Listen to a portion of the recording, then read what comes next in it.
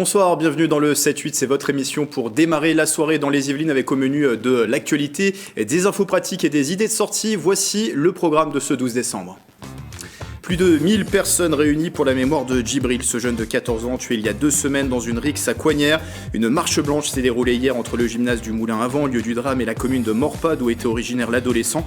Un moment d'union et d'apaisement sur lequel nous reviendrons. Face à l'inflation, ce magasin de Guyancourt propose des solutions. Depuis son ouverture, la Coop Villaroise a mis en place une offre à prix coûtant. La boutique vend une quarantaine de produits de base au prix où elle les achète. L'objectif, permettre au plus grand nombre de consommer des denrées bio et de qualité. Invité Mathieu Decroix, co-gérant de la Coop Villaroise. Et puis comme tous les lundis, les résultats sportifs du week-end, retour sur la joie des supporters des Bleus qualifiés pour la demi-finale de la Coupe du Monde de football.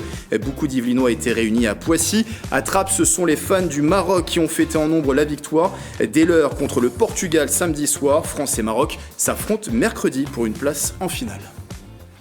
Et ce sera dans la page sport tout à l'heure avec vous, Mickaël Elmidoro, bonsoir. Bonsoir. Journaliste sport de la rédaction de TV78. Vous allez nous donner les résultats des matchs yvelinois du week-end. De quoi parle-t-on ce soir ? On va parler du match nul de Versailles contre le Red Star, c'était en National. De la défaite malheureusement de Poissy en National 2. Et on parlera également d'un grand champion, c'est Marvin Petit qui est avec nous sur ce plateau. Marvin Petit qui revient sur le devant de la scène en boxe. C'est bien ça, Marvin ? C'est ça. On va essayer de revenir fort comme avant, on va dire. Après 2 ans et demi d'absence, il faut le rappeler. Bien sûr, après 2 ans et demi d'absence, ça a été dur. Je croyais complètement arrêter parce que je me suis dit que le Covid, ça va, c'est mort. J'avais plus de propositions de combat. Après, voilà, je me suis sacrifié dans ma société de couverture que j'ai depuis des années. Et j'ai bien fait évoluer ma société, donc du coup, j'étais vraiment dedans. Et là, maintenant, j'ai une envie de revenir. Et on sera également avec Tanguy Farouja, le coach de Marvin Petit. Tanguy, ce grand retour de Marvin, vous l'espériez, vous l'attendiez ? Espérer, on espère toujours. C'est quand même quelqu'un qui remplit les salles, qui peut faire bouger le public parce qu'il a une boxe atypique et que le public se met debout quand il boxe. Donc oui, il y a beaucoup de gens qui attendent son retour, c'est sûr. Et Tanguy et Marion, vous portez tous les deux ce t-shirt hommage à Djibril. On disait tout à l'heure, une marche blanche s'est déroulée hier à Coignères. Vous étiez présent, Tanguy Farouja, ça vous tenait à cœur de participer à cet hommage ? C'est un petit qui faisait partie de la salle. C'est un petit qui était un ado, quoi, hein, rien de méchant. On ne s'attendait pas qu'un jour il se passe un truc comme ça. On ne va pas revenir dessus. Voilà, c'est difficile, aussi bien pour la famille que pour nous. Oui. Plus pour la famille, je pense. Mais à 14 ans, on ne mérite pas ça. Et il faut rendre hommage. Ouais. Il faut rendre hommage. Il faut montrer que on est là aussi. Voilà. On aura l'occasion d'en reparler tout à l'heure avec un reportage qui a été réalisé lors de la marche blanche. Vous étiez d'ailleurs présent sur place, Mickaël Elmidoro. À suivre également les informations du jour avec vous, Régine Ralech, bonsoir. Bonsoir. Quelles sont les actualités de ce lundi ? Alors, plusieurs choses au programme. On parlera notamment d'Éric Ciotti, le nouveau président du Parti Les Républicains.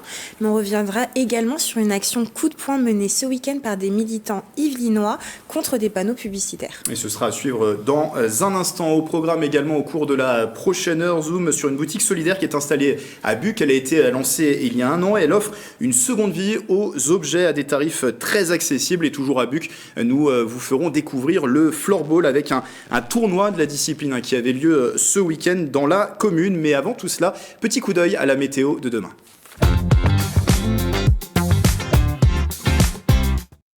Et il fera très froid demain dans les Yvelines. Le ciel sera voilé sur l'ensemble du territoire, sauf dans le sud des Yvelines. Et les températures seront négatives, moins 3 degrés sur tout le département. Le thermomètre qui restera en dessous des 0 degrés à Rambouillet dans l'après-midi. Il fera 0 degrés à Mantes-la-Jolie, Houdan et Versailles. Bonne nouvelle, le soleil sera de la partie. Et ce mardi 13 décembre, nous fêterons les Lucies.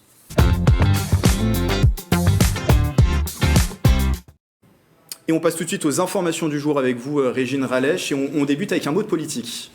Les adhérents, les Républicains, étaient appelés au vote ce week-end. Ils ont choisi le président de leur parti et c'est Éric Ciotti qui a remporté le scrutin avec 53,7% des suffrages face à Bruno Retailleau. Michel Laugier, sénateur des Yvelines apparenté Union centriste, réagit à l'élection du député des Alpes-Maritimes. Il était l'invité de Patrice Carmouze dans l'émission PAF. Je ne suis pas LR, donc c'était une élection interne.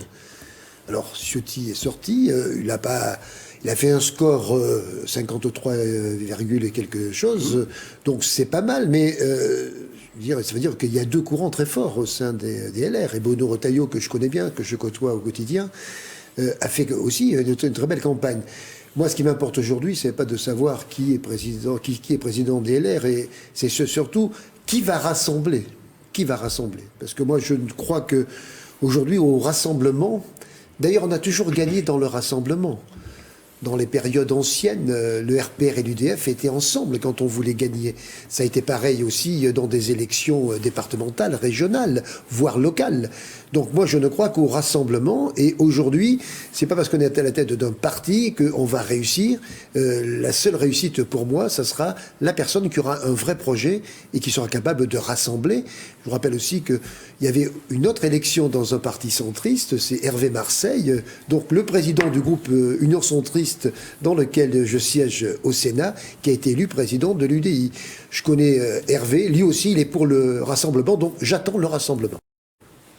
L'image du jour, c'est la réapparition du gel dans les Yvelines avec des températures négatives et ce même dans l'après-midi. Regardez ce bassin recouvert de glace dans le parc des Sources de la Bièvre à Guyancourt. Comme vous le disiez, Grégory, les températures ne devraient pas remonter cette semaine. Il est même prévu quelques flocons de neige mercredi, jeudi et dimanche. Voilà pour l'image du jour tournée à Guyancourt. Le chiffre du jour, c'est 154. 154, c'est le nombre d'orphelins qui vont bénéficier d'une soirée de charité à Mantes-la-Jolie. C'est l'association Les Mamans du Ciel qui est derrière cette initiative. La soirée principalement tournée vers les enfants qui ont perdu leur mère dans un féminicide se tiendra le 17 décembre prochain. Et derrière les fourneaux, Brahim Bourkia, le gérant du kebab L'Étoile de Fès à Mantes-la-Jolie, cuisinera des burgers gratuitement. On revient à présent, Régine, sur une opération coup de poing. C'est à Montigny-le-Bretonneux que l'action a eu lieu. Des militants d'Extinction Rebellion Yvelines Est-Sud et du collectif de réappropriation de l'espace public de Saint-Quentin en Yvelines ont végétalisé des écrans publicitaires. Elles se trouvaient au niveau du carrefour des avenues Gustave Eiffel, du centre et du boulevard Vauban. L'intervention a été interrompue par les forces de l'ordre. Pour terminer de la culture, on parle de musique. Avis aux amateurs et aux passionnés de musique, la batterie offre une belle opportunité, celle de monter sur scène. La salle guyancourtoise lance un appel pour jouer le 21 janvier prochain. 3 groupes se succéderont. Vous avez jusqu'au 7 janvier pour vous inscrire à l'adresse suivante, studio.labatterie@ville-guyancourt.fr. Et un dernier concert pour terminer, celui de Dana Siocarli. L'artiste propose un récital de piano le 13 décembre prochain au PEC. Elle jouera notamment des pièces issues des folklores régionaux de l'Est en Ouest et 2 pièces de Jean-Pierre Armanet, le père de Juliette Armanet. Un concert de Noël quelques jours avant les vacances, c'est à 20h30 au Quai 3. Merci Régine, et si vous aussi près de chez vous, vous êtes témoin d'un fait d'actualité qui vous fait réagir, n'hésitez pas à le partager sur les réseaux sociaux en utilisant le hashtag 78news.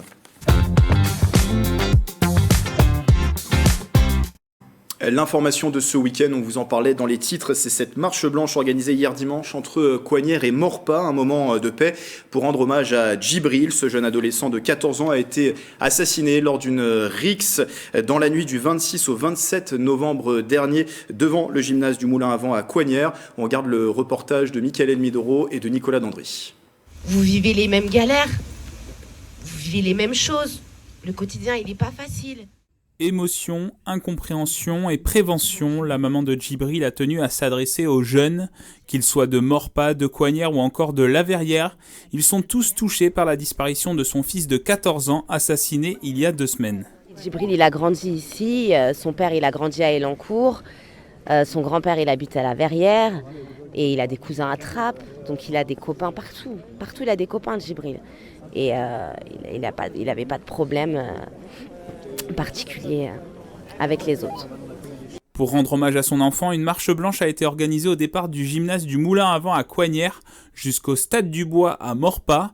Plus de 1000 personnes ont participé à ce moment de recueillement. Mais je le connaissais, ouais, on se voyait tous les jours, je lui donnais des conseils, je lui criais dessus, voilà. Je suis ami avec son père. Le jeune, je ne le connais pas personnellement, mais j'ai beaucoup de jeunes qui sont amis avec lui, qui sont danseurs avec moi. Donner un soutien à la famille, parce que là, ce qui s'est passé, franchement, c'est inadmissible. Un jeune de 14 ans qui est décédé, franchement, c'est inimaginable. Une atmosphère silencieuse, calme et apaisée entourait ce rendez-vous, en présence des maires des 2 communes liées par ce drame. Mais il ne suffit pas de dire plus jamais ça pour que ça n'arrive plus. Il faut effectivement mettre en place les mesures qui s'imposent et il faut effectivement que l'éducation, je l'ai dit dans mon discours, il faut que l'éducation redevienne véritablement la priorité des priorités parce que ce n'est que par l'éducation que nous en sortirons. Ce n'est pas par la répression, on le sait très bien. Pour rappel, l'adolescent a été tué lors d'une rixe dans la nuit du 26 au 27 novembre devant le gymnase du Moulin à Vent en marge d'un événement de MMA. Et 2 invités m'ont rejoint en plateau pour revenir sur cette marche hommage en la mémoire de Djibril Kinoloko et Riyad Betayeb. Bonsoir à vous deux. Bonsoir. Merci d'être présents. Vous étiez tous les deux dans l'organisation de cette marche blanche qui s'est déroulée hier entre les communes de Coignères et Maurepas. Vous êtes tous les deux habitants de la commune de Maurepas. Déjà, quand vous voyez ces images, c'est plus de 1000 personnes qui étaient présentes hier pour honorer la mémoire de Djibril et qui ont participé à cette marche. Ça vous fait quoi, Tino ? Déjà, premièrement, ça fait plaisir. Ça fait plaisir d'être soutenu. Il y avait les maires un peu des communes avoisinantes qui ont participé à cette marche blanche.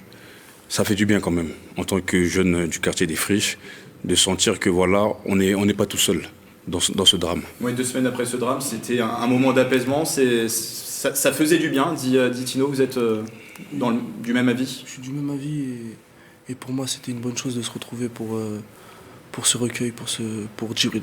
Alors je précise, Tino, que vous étiez vous le maître de cérémonie de cette marche blanche. Pourquoi c'était important de l'organiser, cette marche ?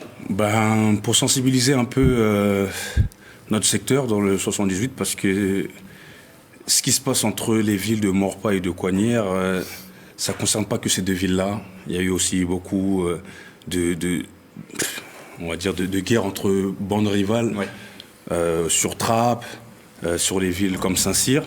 Et c'était une bonne occasion de se faire entendre, parce qu'on veut que ça cesse. Ça s'est organisé, Riyad, assez facilement avec les mairies, avec aussi la famille.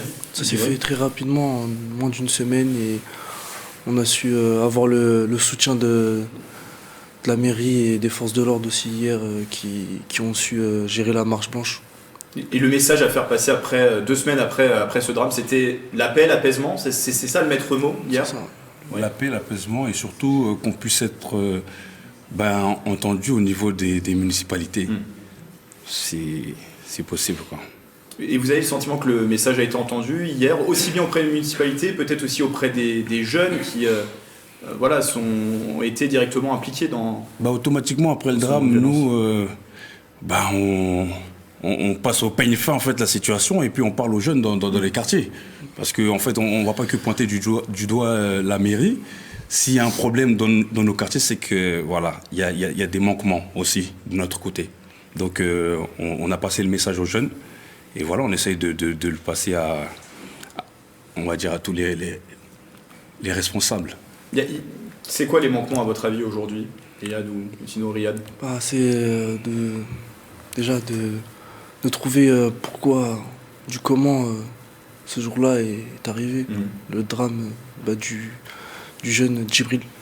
Ouais, on rappelle que ça s'est déroulé dans la nuit du 26 au 27 novembre, c'était en marge d'un événement MMA juste devant le gymnase du Moulin à Vent. Alors la mère de Djibril a rappelé d'ailleurs pendant ce temps, dans sa prise de parole, que finalement ces jeunes, bien qu'issus de quartiers peut-être rivaux sur le papier, mais vivaient les mêmes situations au quotidien, situations difficiles. Ça, c'est aussi important de le préciser. Ce sont des jeunes qui vivent le même quotidien. Bien sûr. C'est ça, en fait. Nous, comme on dit dans le quartier, c'est la galère, en fait, qui fait ça. Le fait de galérer en bas du quartier, t'as pas forcément les bonnes idées.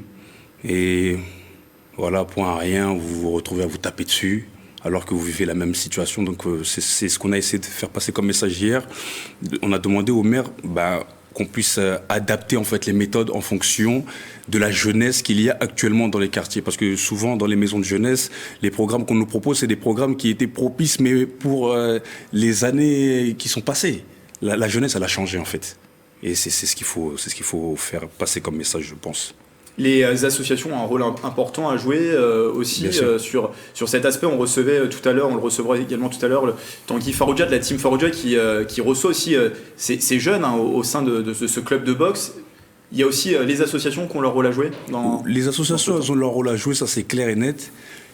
Et nous aussi, de notre côté, on fait le nécessaire. Il y a, dans ce quartier-là, il y a un jeune qui avait pris l'initiative aussi de prendre des jeunes et de les encadrer aussi dans la boxe. Dans le quartier des Friches? Oui, dans le quartier des Friches. On a eu beaucoup de reportages qui sont venus pour découvrir en fait, quel était ce mouvement. Et, et le petit Djibril, il faisait partie des précurseurs en fait, de ce mouvement-là. Et c'est pour ça que ça nous touche. Oui. On le sent dans votre voix. C'est navrant parce qu'on avait commencé. On avait commencé un travail au niveau de la jeunesse et la réalité nous a rapidement rattrapés. Le rôle aussi des parents, Riyad, et peut-être aussi des grands frères. C'est un peu aussi le rôle que vous pouvez avoir. On l'imagine aussi est très important pour parler auprès de ces jeunes. Notre petit frère à nous. Et puis on a entamé quelque chose. Et puis malheureusement, il nous a quittés en cours de chemin. Régine Radech qui est toujours avec nous de la rédaction TV70, vous aviez peut-être une question à poser?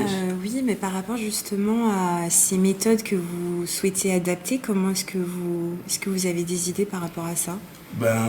Premièrement, moi je pense qu'il faudrait d'abord donner la parole aux jeunes pour savoir en fait qu'est-ce qu'ils aimeraient faire. Parce que nous, on leur propose des programmes, mais on ne sait pas en fait ce qu'ils aiment. Il faudrait les découvrir.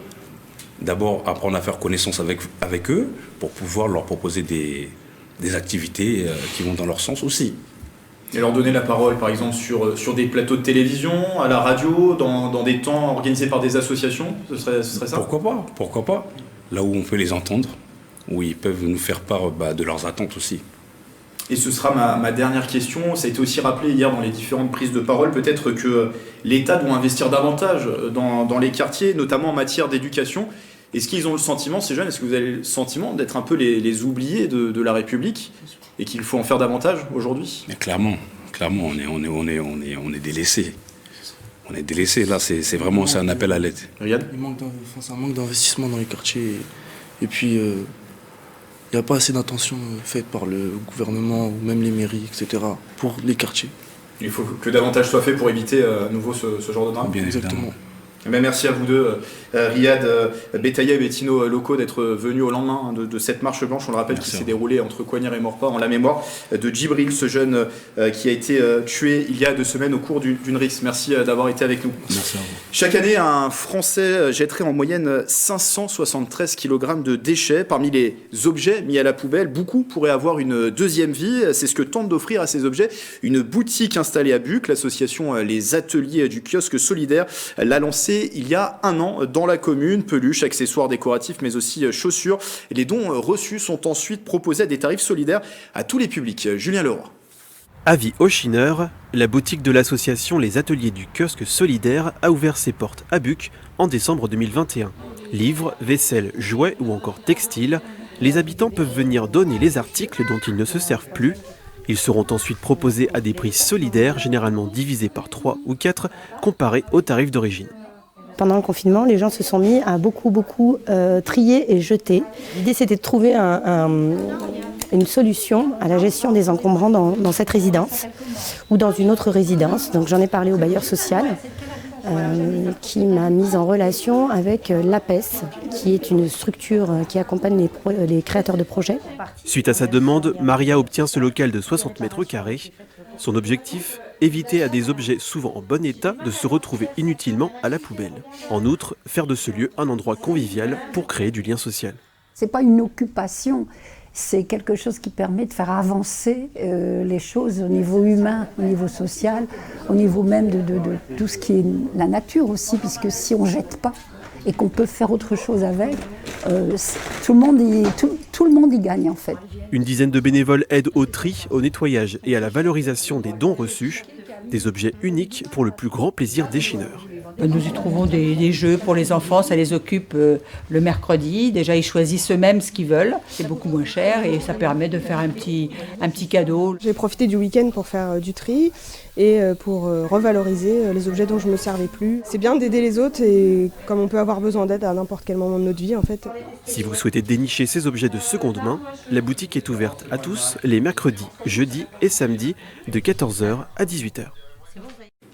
Les prix à la consommation ont augmenté de 6,2% en octobre sur un an, révélait l'INSEE récemment. Face à l'inflation galopante, des solutions locales et yvelinoises existent. Exemple, dans le 7-8 avec la COP Villaroise. Elle est installée au cœur du quartier de Villaroy à Guyancourt. Cette boutique a ouvert en mai dernier et elle est donc bio et coopérative. Elle propose plus de 4000 références avec des produits notamment issus du commerce équitable. Et je le disais, une ouverture en mai avec aussi une offre qui est proposée pour les clients. C'est une offre à prix coûtant pour permettre au plus grand nombre de consommer des produits bio et de qualité. Pour en parler, Mathieu Decroix est avec nous en plateau. Bonsoir. Bonsoir. Vous êtes co-gérant de la COP Villaroise. Déjà, offre à prix coûtant pour que tous les téléspectateurs comprennent. Qu'est-ce que ça veut dire concrètement? Comment ça fonctionne? C'est simplement, on revend le produit au prix auquel on l'a acheté à notre fournisseur. Pourquoi c'est important pour vous de mettre en place ce type d'offre? C'est clairement une démarche politique en fait qu'il y a derrière parmi d'autres, mais celle-ci en fait partie. L'idée, c'est la bio se démocratise, mais pas suffisamment. Aujourd'hui, il y a encore trop de personnes qui n'ont pas les moyens simplement d'acheter des produits bio et de qualité. Et nous, ce qu'on a voulu faire, c'est on est parti du constat qu'on ne peut pas faire deux prix différents à la tête du client. Donc ce qu'on s'est dit, on va faire une offre à prix coûtant sur un petit périmètre de produits dans un premier temps, qu'on a déjà augmenté depuis l'ouverture. Et on va expliquer à nos clients, nous, pour financer cette offre, on a besoin d'augmenter un petit peu, donc de 0,3% en l'occurrence, le prix des autres produits en magasin. C'était ma question, oui. C'est en augmentant le prix sur d'autres produits, c'est ça. Vous arrivez à... Donc sur l'ensemble des autres produits, on a augmenté en moyenne de 0,3%, ce qui n'est pas grand-chose en soi. Mais par contre, ça permet, aujourd'hui, on a 40 produits de première nécessité, donc du riz, de la farine, des pâtes, on a même un peu de vin, un peu de chocolat, tout un panier assez complet de produits à prix coûtant et donc qui sont vendus en moyenne 30% moins cher que dans n'importe quel autre commerce bio. C'est ça, 30 produits à la base mais qui ont été augmentés depuis, c'est ça. Aujourd'hui, il y a une quarantaine de produits environ. Au mois de septembre, on est passé à 40 produits et là, en janvier, on est en train de travailler pour augmenter l'offre encore à 50-55 produits. Donc on continuera de le faire en fait tant que nos clients continueront de jouer le jeu. C'est-à-dire ceux qui ont un peu plus de moyens privilégient les autres produits, ceux qui ont un peu moins de moyens privilégient davantage ces produits-là. Et donc c'est cette mixité en fait de comportement qui permet à l'offre d'être pérenne économiquement. Donc l'idée c'est de l'enrichir encore plus. On continuera jusqu'à ce qu'on atteigne un équilibre économique qui fait qu'on ne peut pas aller au-delà. Est-ce que c'est une offre qui est plébiscitée du coup par vos clients? Aujourd'hui, oui, elle l'est. On le voit clairement dans les ventes. Au départ, c'était un petit peu... les gens étaient hésitants. Certains n'osaient pas prendre ces produits de peur qu'on dise ci ou qu'on dise ça ou qu'on pense ci ou ça. Après, nous, on a vraiment rendu tout le monde à l'aise en disant, c'est là, c'est à disposition de tout le monde. Chacun fait comme il le souhaite. Même si vous pensez avoir plus de moyens que d'autres et que vous prenez un produit, on ne vous regardera pas de travers. Donc vraiment, on a essayé de mettre à l'aise les gens, qu'ils soient aisés ou moins aisés. Et puis maintenant, c'est devenu il y a des gens qui viennent que pour ça, d'autres qui ne prennent jamais ces produits spécifiquement pour soutenir la démarche du magasin. Et donc voilà, c'est cette mixité qui est bien, qui est super agréable pour nous de voir, parce que on constate que quand on donne les moyens aux gens d'essayer de rééquilibrer un peu les choses sur ces problématiques de pouvoir d'achat, de justice sociale, et c'est pas une obligation pour se nourrir correctement, en tout cas pour se nourrir, d'acheter des premiers prix industriels de mauvaise qualité. Nous, on a 40 produits bio de qualité, 30% moins cher qu'ailleurs. Et vous disiez des produits de base, on retrouve dans cette offre. Régine Ralech, peut-être une question? Oui, mais en fait, cette méthode est assez innovante. D'où vous est venue l'idée de mettre cette méthode en place? L'idée, c'était... nous, en fait, on a créé le magasin. L'idée, c'est pas juste de vendre des produits. C'est pas notre métier au départ. Ce qu'il faut dire, c'est que c'est dès l'ouverture que ça a été mis en place. Oui, c'est ça, oui. Ouais. Et à travers le magasin, en fait, on veut vraiment essayer de transformer les choses, Et la vision que peuvent avoir les gens sur le bio, sur la coopération, ce qui est vraiment fait partie de l'ADN du magasin. Et donc, nous, on est une coopérative en tant qu'entreprise, mais on essaie aussi de faire coopérer nos clients entre eux. Donc, c'est un peu la solidarité, quelque part, entre nos clients, qui fait que ces produits-là sont économiquement viables pour nous, même si on les vend sans en gagner rien du tout.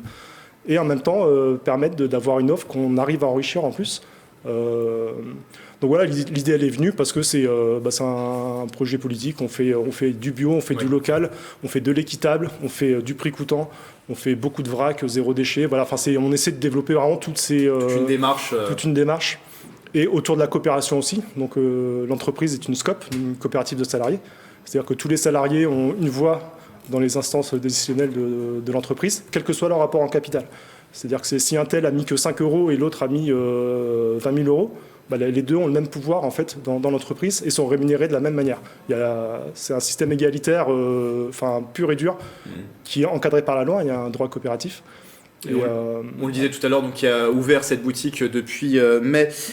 Donc, dans le quartier de Villarroy, à Guyancourt, plus de 4000 référents sur place. On peut faire toutes ces courses sur place. Oui, l'idée c'était d'avoir un magasin à taille humaine, mais où tous les besoins alimentaires et non alimentaires, donc sur l'entretien, les cosmétiques, sont couverts. Donc on n'a pas 50 choix de sucre ou 50 choix de farine, mais par contre on a tous les types de farine et tous les... on peut faire toutes ces courses au magasin, clairement. Ouais. Combien de membres dans l'équipe aujourd'hui ? Là on est 4 à plein temps et on a 2 étudiantes qui nous accompagnent le samedi. Et voilà, à côté de ça, donc on a une association de soutien qui nous aide aussi sur des actions bénévoles de tractage pour nous faire connaître ou qui organise des animations en magasin, ce genre de choses. Et vous êtes ouvert 6 jours sur 7 ? C'est ça, oui. Voilà, pour toutes les informations. Et d'ailleurs, il y a le site internet de la COP Villarroise qui s'affiche en bas de l'écran pour plus d'informations. Merci à vous, Mathieu Decroix, d'être venu en plateau, je le rappelle, co-gérant de la COP Villarroise installée dans le quartier de Villarroy. À Guyancourt et d'autres structures yvelinoises se mobilisent contre l'inflation. C'est le cas aussi, par exemple, à Guyancourt, de la MAP des Saules. Elle propose à ses membres une tarification juste et adaptée au niveau de vie de chacun des adhérents et permet de soutenir dans le même temps le maraîcher dans son activité. Plus d'informations également sur le site qui s'affiche en bas de l'écran.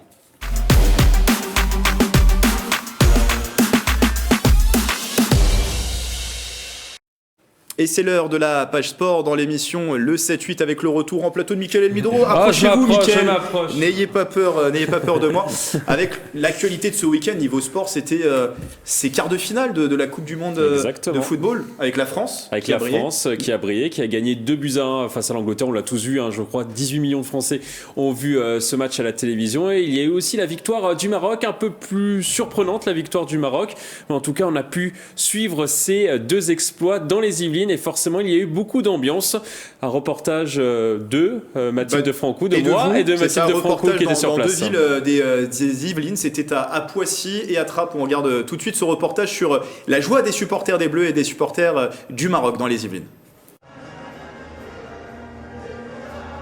Une Marseillaise pour commencer une nouvelle soirée historique pour le football français. Plusieurs dizaines de supporters des Bleus ont décidé de donner de la voix au forum Armand Peugeot de Poissy lors de ce quart de finale contre l'Angleterre. Puis soudain, à la 17e minute de jeu, Aurélien Tchouaméni rend ivre de bonheur les Pissaquais. Tchouaméni, où il est ? 1-0, ce sera le score à la pause. On a maîtrisé le ballon, les Anglais ont été un peu dangereux, mais on a réussi à marquer tôt, donc on est plutôt pas mal pour la deuxième mi-temps. Là. Beaucoup d'engagement, après ce qui compte c'est de travailler en équipe, et je crois qu'on a su mettre l'intensité qu'il fallait dans les duels pour pouvoir se projeter vers l'avant et marquer le but qu'il nous faut pour la victoire. Refroidis par l'égalisation anglaise en début de seconde période, les supporters français continuent d'y croire et la libération arrivera à la 78e minute grâce à un but de Giroud. Après quelques frayeurs, les Français sont en demi-finale de la 22e Coupe du Monde. Soulagé, et c'est mérité. Des soldats, on a été combatifs.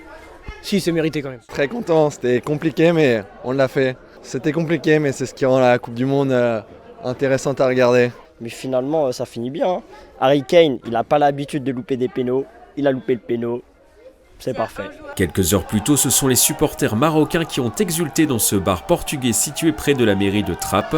Le Maroc s'impose face au Portugal sur le score de 1-0. Direction les demi-finales, une première pour un club africain. Inch'Allah, on va partir, on va remporter la coupe. Je suis très contente, je suis fière d'eux et encore, j'attends la... Vous êtes émus ? Oui. Après une nuit avec des scènes de liesse aux 4 coins du département, supporters français et marocains se retrouveront ce mercredi 14 décembre à 20h pour cette demi-finale déjà historique. Que le meilleur gagne. On est déjà projeté sur cette demi-finale France-Maroc et Poissy va d'ailleurs retransmettre de nouveau le match au forum Armand Peugeot Michael. Il sera retransmis aussi dans de nombreux bars yvelinois, on l'imagine. Vous allez le regarder ce match ? Alors je vais le regarder chez moi pour le coup parce qu'on a une petite tradition entre amis. Depuis le début de la compétition, le premier match contre l'Australie, on le regarde tous ensemble. Donc l'idée c'est de faire toute la compétition ensemble et on est un peu superstitieux donc... on est unis jusqu'à la fin. On va faire un petit tour de table auprès de nos invités, Marvin Petit et Tanguy Farouja qui sont venus en plateau. Vous allez le regarder ce match ? Est-ce que ça vous intéresse, la Coupe du Monde ? Bien sûr. Marvin ? Bien sûr. On va regarder ça. Moi, ça va être compliqué. Je suis tous les soirs à la salle. Voilà. Il y aura une petite projection quand même organisée ? Non. Même samedi, on était sur un ring. On regardait entre deux échauffements une passe ou deux. Mais on n'a pas pu regarder depuis le début de malheureusement, la période ne prête pas que je puisse regarder un match, malheureusement. Et forcément, on imagine la France favorite dans ce match, puisqu'elle a quand même un statut de championne du monde à défendre. Est-ce que c'est ouvert selon vous ? Quel est votre pronostic, si vous en avez un, Marvin ? Moi j'en ai un, c'est que ça va être dur pour la France aussi. Hein. Ouais. Le Maroc, ils ont des gros joueurs. Et tout le monde a sous-estimé le Maroc jusqu'ici. Et ils sont arrivés en demi-finale. Donc s'ils sont ici, c'est pas pour rien, quoi. Tanguy ? Moi je reste français. Hein. Je reste français, bleu, blanc, rouge. Non, je suis pour la France. Maintenant, c'est vrai que jusqu'à maintenant, elle a fait des exploits, le Maroc. C'est l'outsider qui monte les échelons. J'espère que ça va s'arrêter.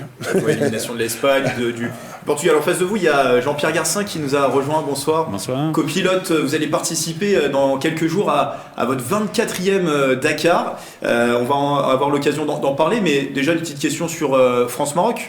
Moi, je ne suis pas passionné de football, mais honnêtement, les grands événements comme ça, je les regarde. Je les regarde avec plaisir et je trouve que cette année, c'est encore plus intéressant, quoi. Il y a du spectacle, il y a du jeu et c'est vrai que j'ai regardé les matchs du Maroc, je les ai trouvés fabuleux. Donc je n'ai pas de pronostic parce que je me dis que ça sera chaud quand même, quoi. Voilà. Et on va parler du Dakar dans un instant. Un petit prono avant de passer à autre chose. Mickaël. Pour Jean-Pierre Garcin sur le Dakar Non, sur France-Maroc. Sur France-Maroc. France-Maroc, je vais dire 2-0 quand même pour l'équipe de France. Je vois quand même la France l'emporter. Mais bon, on ne sait jamais. Hein. Les Portugais disaient aussi qu'ils allaient l'emporter, donc, et les Espagnols aussi. Donc on ne sait jamais. Bon, moi je ne me prononce pas parce que je suis très mauvais en pronostic. D'habitude, voilà, j'ai tendance à pronostiquer le contraire de ce qui va se passer. Donc je veux porter malheur à personne et je m'abstiendrai de faire un pronostic. On va continuer de parler football. Mickaël, on jouait ce week-end dans les Yvelines avec des températures quand même un peu plus fraîches qu'au Qatar. Oui, dans le championnat de national, le FC Versailles a affronté ce week-end le club historique du Red Star. Et les Versaillais ont réussi à accrocher le Red Star sur sa pelouse. Le score 0-0, classement après 15 journées disputées. Versailles est toujours deuxième du championnat devant son adversaire du jour. On continue avec le championnat de R3, c'est ça ? C'est ça, exactement. Poissy n'arrive pas à enchaîner après une défaite contre Vannes, une victoire contre Vannes le week-end dernier. Les Pissaquais ont perdu ce week-end sur le terrain d'Évreux sur le score de 3-1. Au classement, l'AS Poissy redescend à la 3e place du championnat derrière Rouen. Prochain match pour les Yvelinois ce samedi à 18h contre Chartres.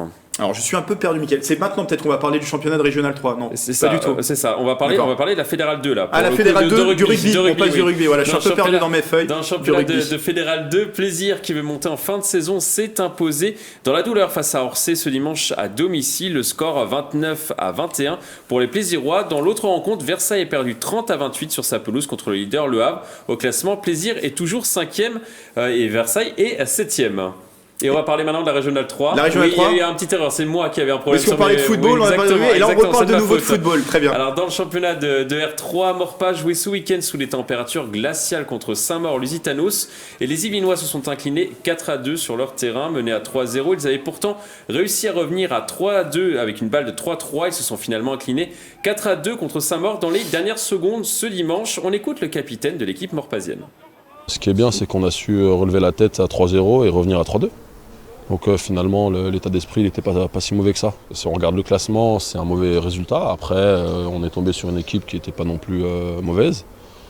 Maintenant, on avait un petit matelas avant ce match-là. On va voir s'il se réduit encore plus ou si on arrive à creuser l'écart sur le prochain match à la rentrée. Merci Mickaël pour cette large page résultat. On continue bien sûr à parler de sport. Avant de parler du Dakar dans un instant, on parle de boxe avec nos invités Marvin Petit et Tanguy Farouja. On le disait, Marvin Petit, vous êtes de retour et vous allez être de retour sur les rings prochainement. Mickaël, vous demandez en début d'édition, ça vous manquait la compétition de revenir sur les rings ? Oui, ça manquait énormément parce que j'ai toujours boxé de ma vie. Ça fait exactement 24 ans que je boxe. Donc la boxe, c'est dans le sang, on va dire. Et c'est vrai que j'ai arrêté depuis un moment. J'étais un peu nerveux. Je le voyais, j'étais beaucoup nerveux. Même sur les routes et tout ça, j'étais beaucoup nerveux. Donc là, j'ai repris le sport, donc je me sens beaucoup mieux. Et je pense revenir très très fort. Et là, je veux monter de catégorie parce qu'en léger, j'ai battu tous les meilleurs en France. Et aujourd'hui, il n'y a plus personne pour moi en France. Donc je pense que voilà, aujourd'hui, j'avais défié Yvan Mendy. Yvan Mendy qui était mon challenger officiel pour le championnat d'Europe. Et depuis le temps, il m'évite. C'est-à-dire qu'en gros, il ne veut pas me rencontrer parce qu'il sait aujourd'hui que s'il me boxe, je le mettrai KO, c'est sûr. Et aujourd'hui, je veux faire des défis en 66 kg en halter. Je veux monter de catégorie en halter, faire des défis en 66 et les mettre KO aussi. Donc qu'est-ce qui vous pousse à revenir? Vous l'avez dit, c'est le défi finalement. C'est les défis, ouais. J'aime les défis, moi. Plus c'est fort, plus j'adore. J'ai toujours mis les gants avec les plus forts que moi. Et on va dire, plus tu mets les gants avec les plus forts, plus tu progresseras. Tanguy Farouja, qu'est-ce que vous en pensez de ce retour de Marvin? Quand je vois, en tant que coach. Moi, quand je le vois sur ce qu'il y a sur le ring actuellement, enfin sans démigrer qui que ce soit, Marvin il a largement sa place. Voilà, que ce soit en walter, en super walter, c'est malheureux à dire parce qu'il vient des VLG, mais il peut faire le ménage. Voilà, il a sa place pour faire le ménage. Voilà, il y en a un qui est champion du monde, un Français, IBA, dans une fédération mineure, mais c'est un titre de champion du monde quand même. Marvin, je suis sûr qu'il finit pas devant Marvin. Voilà, je suis sûr qu'il finit pas devant Marvin. Voilà, un Marvin bien prêt. C'est sûr, si on nous appelle 15 jours avant, ça sera un peu dur. Mais si on nous laisse 2-3 mois de préparation, je suis sûr que Marvin y va avant la limite. Voilà. Et est-ce que vous venez aussi pour vos supporters aussi, Marvin? On sait que vous déplacez les foules, on l'a dit tout à l'heure dans cette émission. C'est aussi pour vos supporters que vous faites ça? Je reçois beaucoup de messages sur les réseaux. Sur les Instagram, les réseaux Facebook, Snapchat et tout ça, quand est-ce que je reviens? Il y en a beaucoup depuis 2 ans et demi, on m'envoie toujours des messages. Et je leur ai promis que j'allais revenir. Bon, j'ai pas eu l'occasion, parce que avec ma société, j'étais beaucoup pris, avec la société de couverture. Mais aujourd'hui, j'ai envie de revenir, et j'ai envie de faire, comme il dit Tanguy, j'ai envie de faire le tri en 66 kg, comme ça j'aurai fait le tri aussi en 66. Et je sais, là, et en ce moment, je me sens beaucoup plus fort qu'avant, parce que voilà, j'ai la maturité, j'ai l'expérience. Et je sais que maintenant, j'ai l'entraînement sérieux qui est derrière. Votre bilan, c'est 25 victoires, 1 nul, 2 défaites, c'est bien ça, Tanguy le disait, avec de l'entraînement, avec beaucoup de préparation. Attends, je te dis bien, deux défaites, une défaite devant Yvan Mendy qui a fait bien sûr les championnats d'Europe, les championnats du monde, qui était serré, et une défaite où on m'a volé en Belgique pour le championnat d'Europe. Ouais. Donc pour la précision, et du coup vous avez le sentiment que vous pouvez aller chercher un titre mondial avec la préparation nécessaire. Bien sûr. Ouais. Bien sûr.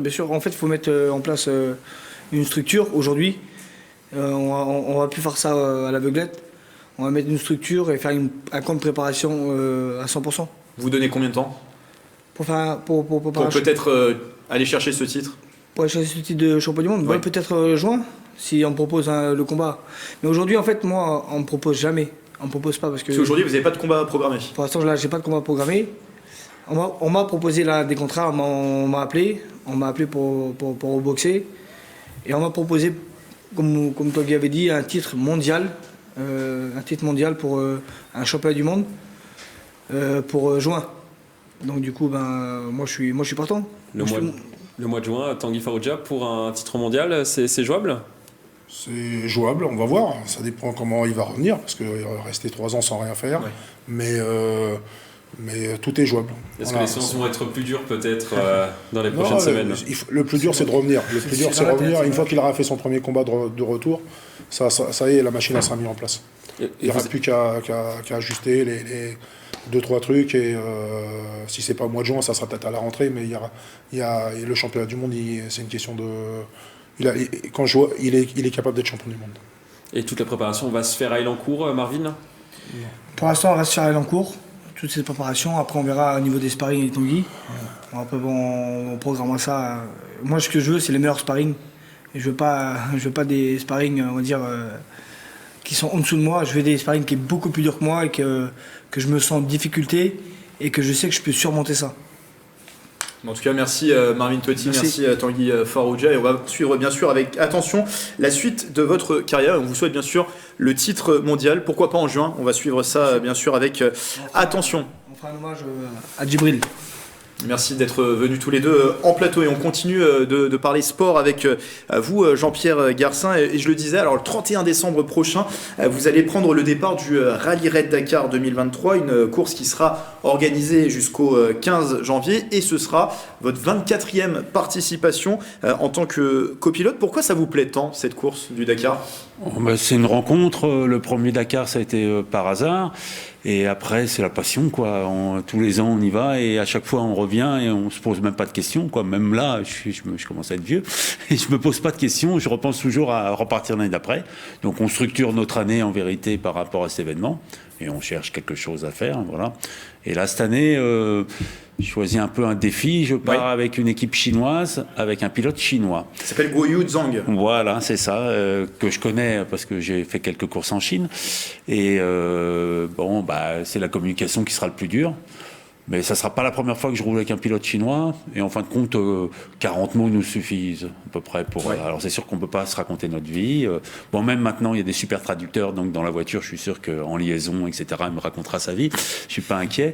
Mais avec 40 mots, on va se débrouiller. Voilà. Alors depuis 2 mois, là, il s'est mis à apprendre l'anglais. Parce que ça sera en anglais du coup. Ah, ça sera en anglais, oui, ça sera en anglais. Le roadbook, de toute façon, est en anglais. Quoi. Toutes les infos que je donne, moi, elles sont en anglais. Donc c'est pas trop le problème, quoi.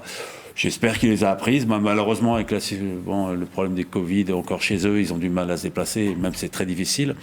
Donc on ne s'est pas rencontrés encore cette année. On va se rencontrer le 27 décembre ou le 28 décembre. Donc la préparation est un peu spéciale finalement, à distance. Ouais, à distance, quoi. Voilà, à distance. Mais c'est des gens que j'aime bien, honnêtement. C'est des gens que je connais, pour qui j'ai déjà travaillé.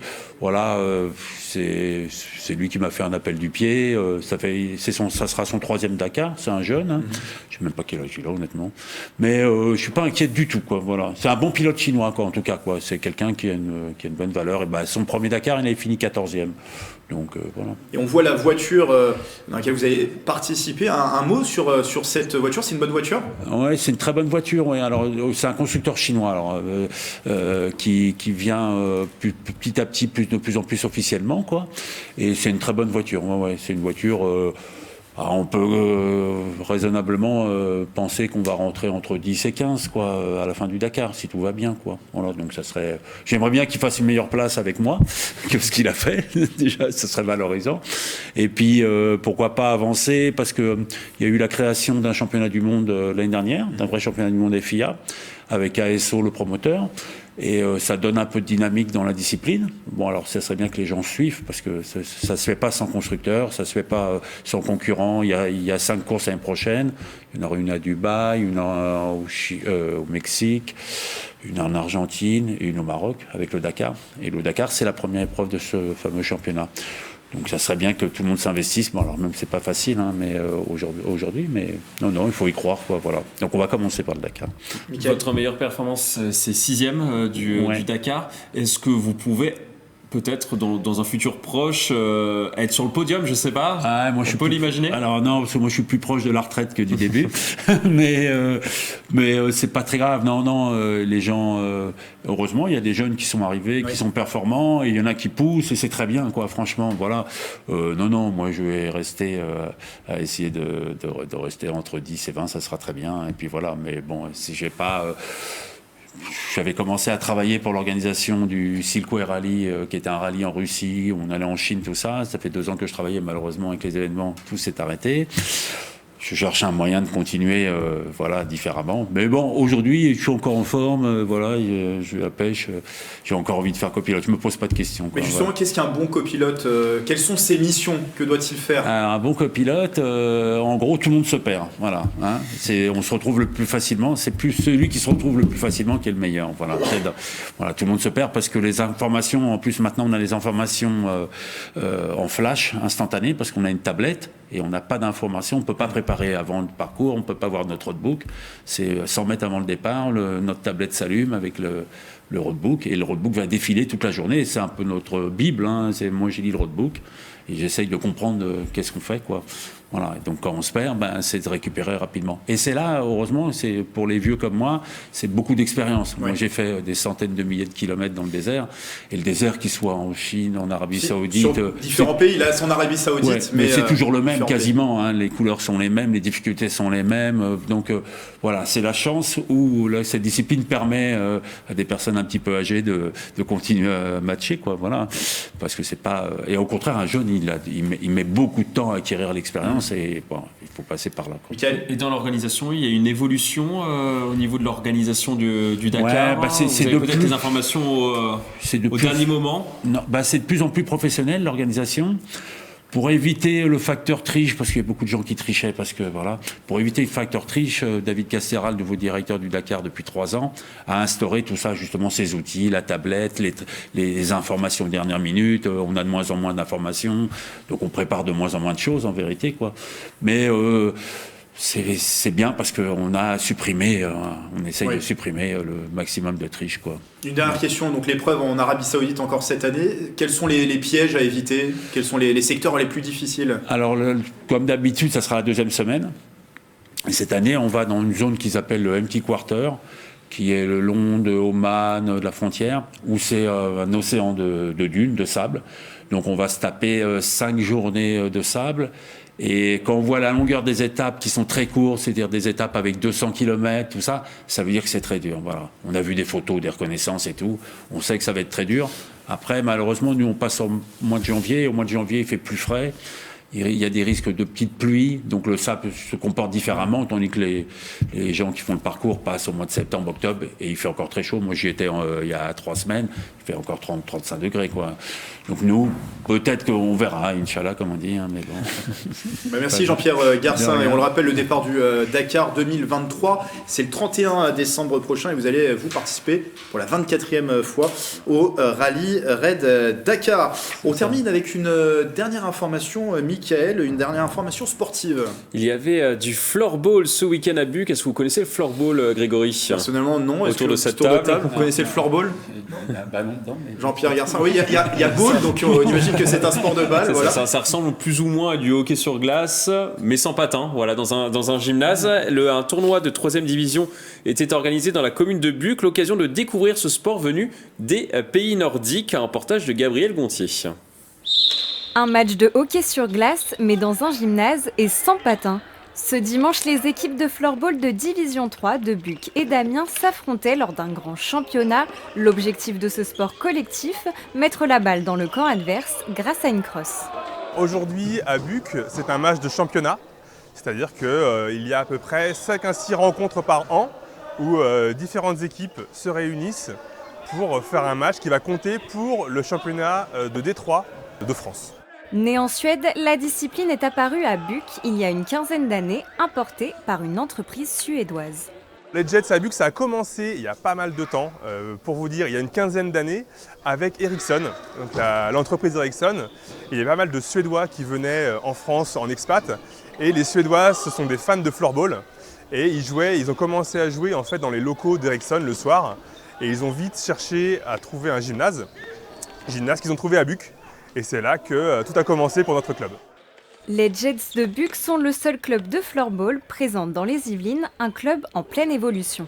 C'est un sport déjà qui progresse en France, beaucoup, dans de plus en plus de villes. Et à Buc aussi, notre section jeune est pleine, elle a ouvert il y a 3 ans et elle est pleine depuis 3 ans. Au total, ils sont une 50aine de licenciés à pratiquer la discipline à Buc. Ce dimanche, les Jets se sont imposés face à Amiens, 4-2. Voilà pour cette découverte du floorball. Merci Mickaël pour toutes ces précisions. Demain, vous prendrez ma place pour la présentation du 7-8 et on parlera de nouveau de sport avec la diagonale des Yvelines. C'est ça, la Diag 78. C'est une diagonale, une course à pied, un trail qui traversera le département du nord au sud. Et forcément, là aussi, il faut beaucoup de cardio, comme on a pu le voir dans le reportage précédent. Le floorball, c'est cardio, mais le trail, c'est aussi cardio. Et on aura l'occasion donc d'en parler demain. Rendez-vous demain dans le 7-8. Avant de vous laisser, c'est bientôt la fin de cette émission, un dernier petit tour par la météo de demain.